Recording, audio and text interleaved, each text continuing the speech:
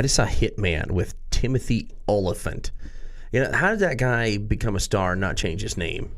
I mean, Timothy Olyphant, maybe reading on Masterpiece Theater makes sense, but hi, I'm a killer. My name is Timmy Olyphant. I'm going to kill you. What's your name? Olyphant? Timmy. I mean, props to him for having as much success as he's had. He was in that really bad Catch and Release with Jennifer Garner, and now Hitman, which is kind of like, I would say, a 99-cent Bourne Ultimatum. Same idea. There's a Russian girlfriend, international chase, and every time there's a new country, there's a little digital readout at the bottom. You know, it says Prussia, 4:14 Greenwich Mean Time, or whatever. You know, same idea. We've seen this before, and it's Timmy who's killing people.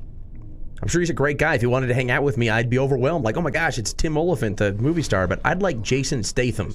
You know that guy, the lock, stock, and two smoking barrels dude, tough, ferocious. There's a killer. I'd like to see him. And it's funny how these days a dude with a shaved head and a UPC symbol tattoo doesn't stick out, because that would be a criticism like 20 years ago. Like, how come nobody notices this guy? Or all 20 of them running around trying to kill each other. Today you wouldn't. You see that kind of person at Tokyo Joe's serving you sushi. So apparently this is a video game. I don't play a lot of video games, and they just jump right into it. I appreciate that. You know, get right to the violence. In the trailer, they talk about divinity and stuff, but there's not much mention of that here.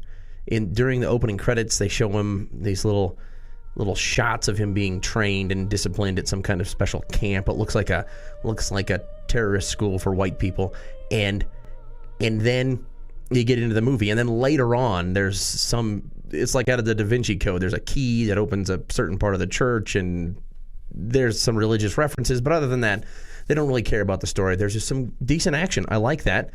A hot Russian hooker character. Oh yeah, you get to see her topless, so that's exciting. And then there's Timmy out there killing people, giving hope to all kinds of people with wimpy names who previously weren't thought to be imbued with violent tendencies. But the Timster brings it to you in Hitman. And I gotta say, look for the one scene. I always have a secret to better enjoyment. The one scene where he breaks through the window. It looks like there's a couple kids there staring blankly at a screen featuring the video game Hitman.